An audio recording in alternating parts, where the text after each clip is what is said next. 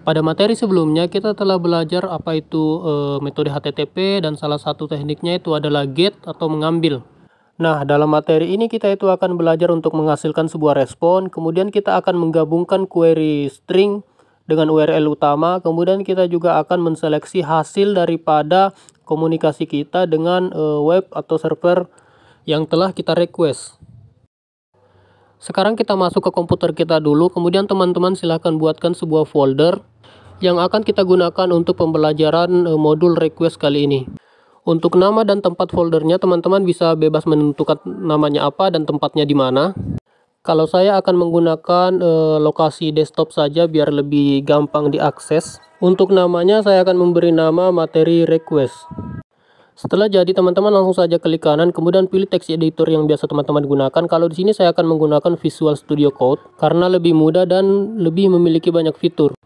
Kemudian langsung saja kita buat file project kita. Caranya kita pilih sidebar sebelah kiri, kemudian kita klik kanan, terus pilih new file, atau bisa juga kita klik tanda file paling ujung sebelah kiri, terus kita masukkan nama project kita. Untuk ekstensinya jangan dilupa ya teman-teman, kita menggunakan .py. Jadi di sini saya akan menggunakan nama request.py. Kemudian kita tekan enter. Nah, setelah jadi seperti ini, hal pertama yang perlu kita lakukan adalah mengimpor modul request. Pastikan teman-teman telah menginstal sebelumnya. Kita akan mengimpor modul request dengan cara mengetikkan import request. Seperti ini. Oh ya, sebelumnya saya minta maaf karena untuk style coding saya itu saya biasanya membuat banyak variabel, terus codingannya itu walaupun perintahnya pendek, saya nulisnya itu biasanya agak panjang. Jadi langsung saja di sini saya akan membuatkan dulu sebuah variabel yang berisi alamat URL atau link yang akan kita hubungi menggunakan request ini. Oh ya, di sini saya sudah menyiapkan beberapa link yang akan kita gunakan untuk pembelajaran kita. Untuk link yang pertama itu saya ambil dari dokumentasi yang disediakan oleh request sendiri. Kemudian yang kedua itu saya akan menggunakan sebuah API yang akan kita gunakan untuk pembelajaran query string atau parameter. Dan juga pembelajaran untuk materi result selection atau menseleksi hasil daripada komunikasi kita dengan web atau server. Kemudian langsung saja kita masukkan alamat URL yang akan kita gunakan. Jangan lupa kita bungkus dengan string. Oh ya, untuk alamat URL-nya itu teman-teman harus lengkap ya, harus alamat URI. Jadi dimulai dengan https:// namanya, terus org, terus di belakangnya ditambahkan juga slash jika ada. Selanjutnya, untuk menghubungi isi daripada variabel link, kita bisa mengetikkan perintah request.get dalam kurung link.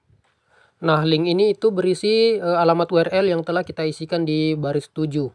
Sebenarnya untuk nama variabelnya itu bebas ya teman-teman, silahkan tentukan sendiri. Kalau di sini saya menggunakan link agar lebih gampang diingat.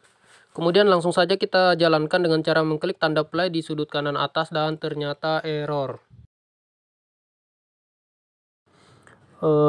Request not attribute. Oh, ternyata di bagian nama kita nggak boleh samakan dengan namanya request. Kita harus menggunakan nama lain selain nama request. Jadi di sini saya tambahkan saja huruf S di belakangnya, kemudian kita jalankan ulang dan ternyata berhasil.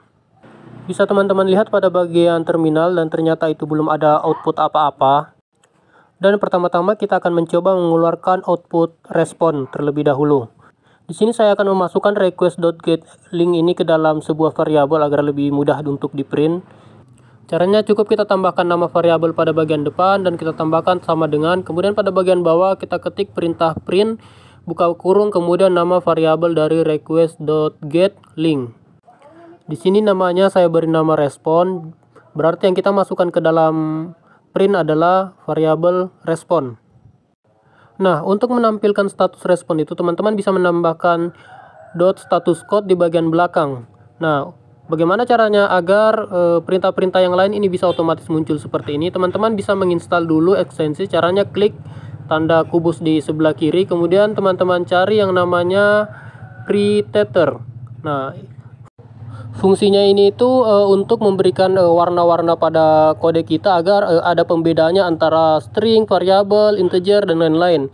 Kemudian yang kedua, teman-teman juga perlu menginstal extension yang bernama Python. Gunanya itu supaya ketika kita ngoding seperti tadi, walaupun belum selesai diketik, maka akan muncul seperti autocomplete, kita tinggal enter saja seperti itu. Oke, kita lanjutkan. Untuk menu extensionnya kita close saja, kemudian kita buka kembali pada kode kita dan kita menambahkan status code pada bagian belakang dari kata respon, dari variabel respon. Kemudian langsung saja kita save dan print, dan berhasil. Jika 200 sesuai dengan video sebelumnya, jika 200 itu berarti koneksi berhasil. Jika 404 berarti koneksi gagal. Kemudian selain untuk melihat status koneksi, kita juga bisa melihat elemen HTML daripada link ini, yaitu https://bin.org dengan cara mengetikkan respon.txt. Kemudian kita coba save dan jalankan, dan akan muncul banyak elemen HTML daripada website http://bin.org ini. Kemudian kita running, dan di sini ada banyak elemen HTML. Nah, di dalam dunia scraping, teman-teman itu biasanya menggunakan modul tambahan yang bernama BS4 atau yang lebih dikenal dengan Beautiful Soup. Nah, untuk request sendiri itu saya belum tahu caranya bagaimana mengambil elemen HTML, khususnya HTML aja. Jadi kalau saya mau mengambil elemen HTML, saya menggunakan modul tambahan yang bernama BS4 atau Beautiful Soup. Kemudian kita lanjutkan. Oh ya teman-teman, selain dapat mengeluarkan output berupa teks yang berisi halaman HTML dan juga respon yang berisi status koneksi, teman-teman juga bisa mengeluarkan output lain seperti header, JSON, URL, dan masih banyak yang lainnya. Teman-teman silahkan coba sendiri dengan cara mengetikkan titik, kemudian pilih apa yang ingin teman-teman outputkan. Kalau di Visual Code dia seperti itu. Kemudian kita lanjut yang kedua, yaitu query string atau nama lain dari parameter. Untuk respon sendiri saya tandai merah dulu. Kemudian kita kembali ke kode kita. Nah, pertama-tama apa sih string query itu? Untuk definisi lebih jelasnya teman-teman bisa search saja, tapi menurut saya string query itu karakter tambahan yang dipasangkan di belakang URI atau URL utama dari sebuah website atau server ataupun API. Sederhananya seperti ini. Pada bagian belakang URI utama ini saya akan menambahkan beberapa karakter acak. Nah, karakter acak ini disebut juga dengan parameter ataupun query string. Namun perlu dicatat bahwa penggunaan query string itu biasanya diawali dengan tanda tanya, dan bisa dilihat pada API ini ada sebuah tanda tanya di tengah-tengah karakter. Maka yang setelah tanda tanya itu adalah sebuah query string atau parameter. Mungkin untuk screennya bisa saya zoom dulu agar teman-teman bisa lihat lebih jelas. Kemudian di sini saya akan mengganti isi variabel link yang semula adalah http://bin menjadi API yang telah kita siapkan sebelumnya. Nah, bisa teman-teman perhatikan bahwa di tengah-tengah URL ini ada sebuah tanda tanya. Nah, mulai dari https api aquari.my.id downloader TikTok itu adalah URI utama dari API ini, sedangkan setelahnya yaitu link https vm tiktok bla bla bla itu adalah parameter ataupun string query. Kemudian teman-teman, di sini saya akan memisahkan antara alamat URI utama dengan parameter string query. Oh ya, kalau teman-teman lihat pada API kita, di setelah tanda tanya itu ada teks link dan sama dengan. Nah, link sama dengan itu sebenarnya adalah semacam kunci atau case yang berfungsi sebagai pilot yang akan menghubungkan URI atau URL utama kita dengan string query ataupun parameter. Sebenarnya dalam praktek aslinya, orang-orang biasanya itu menggunakan dictionary dengan case dan value yang banyak. Namun agar belajar kita lebih mudah, kita tidak akan menggunakan pilot dan langsung akan menggunakan API. Maka dengan demikian, variabel link akan berisi https api query my id downloader tiktok tanda tanya, kemudian link sama dengan. Kita langsung masukkan saja ke dalam variabel link seperti ini. Kemudian kita akan membuat variabel baru yang bernama query. Kita langsung saja bentuk di bagian bawah, kemudian kita isikan parameter atau string query-nya. Jangan lupa teman-teman bungkus ke dalam string. Jadi string itu sebenarnya tipe data ya teman-teman. Jadi string itu mau apapun karakternya akan terbaca teks seperti itu. Dalam penerapan sebenarnya biasanya query string atau sebuah parameter itu biasanya diinputkan oleh user.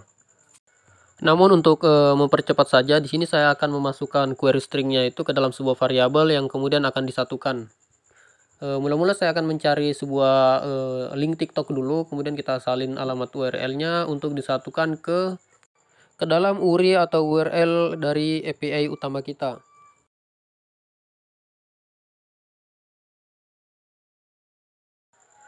Nah, kemudian setelah kita salin, kita akan memasukkan ke dalam variabel query, kemudian kita langsung gabungkan dengan cara menambahkan variabel link dan variabel query seperti ini. Kemudian di sini saya akan mencoba mengeluarkan outputnya menjadi sebuah konten. Dan bisa dilihat tampilannya seperti ini karena data dalam bentuk API itu sebenarnya berbentuk JSON. Kemudian agar teman-teman tidak bingung dengan tampilannya, saya akan menampilkannya lewat browser. Caranya kita ganti dulu responnya menjadi URL, kemudian kita print dan kita salin alamat URL-nya, kemudian kita buka pada browser kita. Bisa dilihat pada output ini sudah keluar dalam bentuk link atau URL dan bisa langsung kita pastikan ke browser kita. Kemudian kita buka browser terlebih dahulu.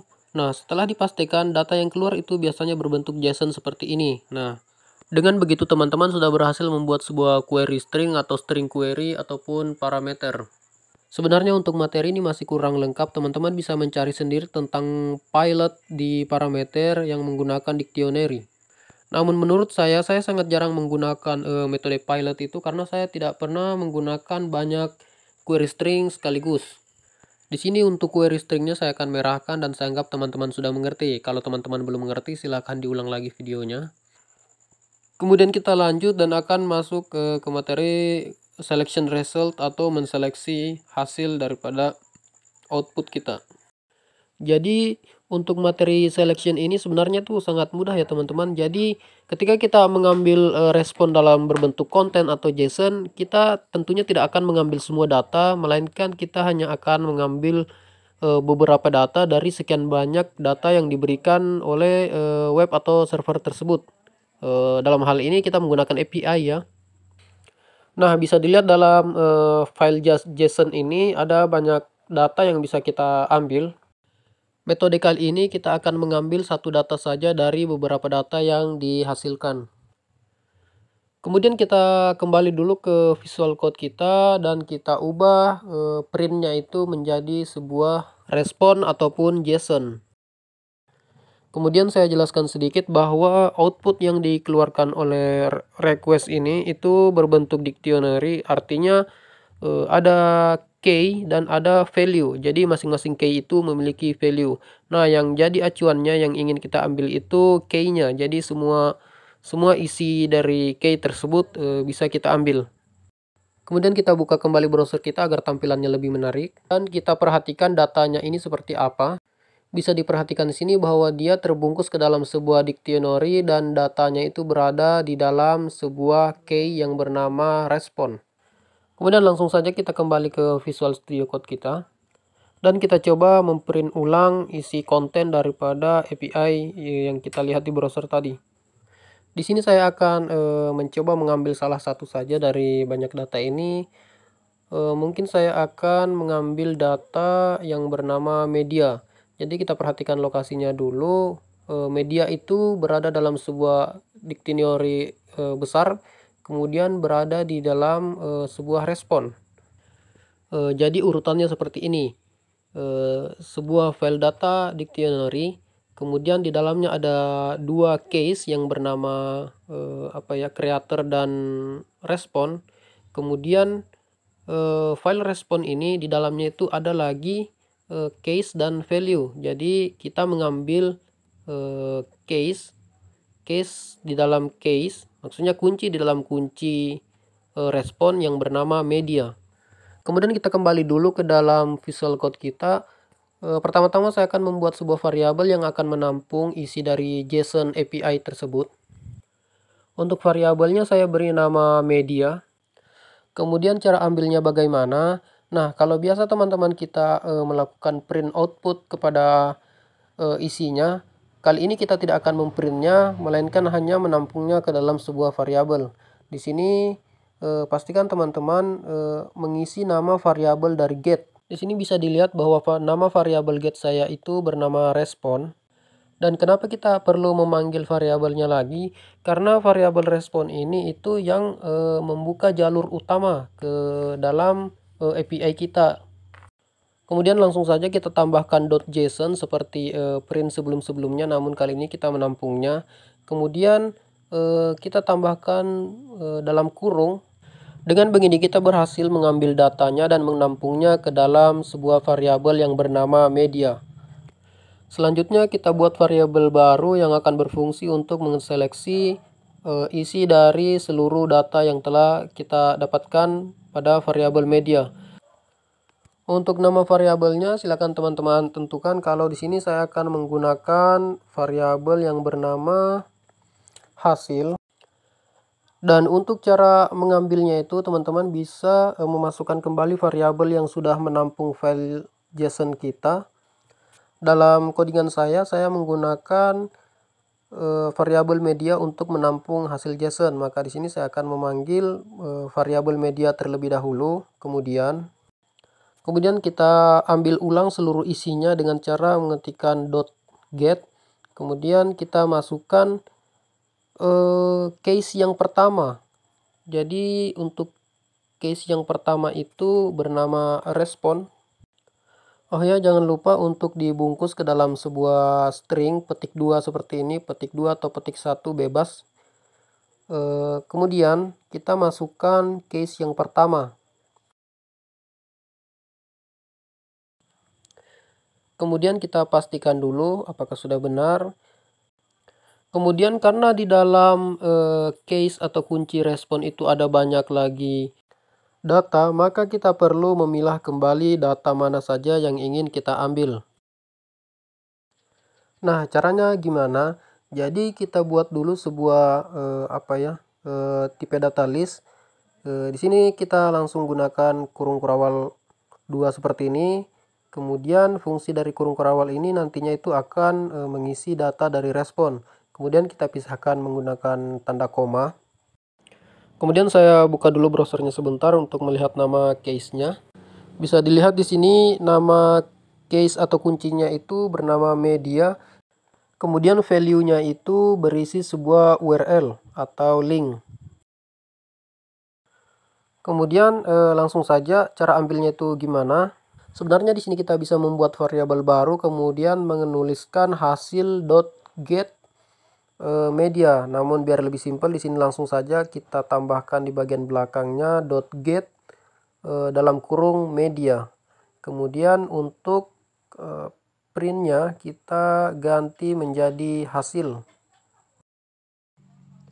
Kemudian setelah kita ganti menjadi print hasil, kita save dulu kemudian kita running.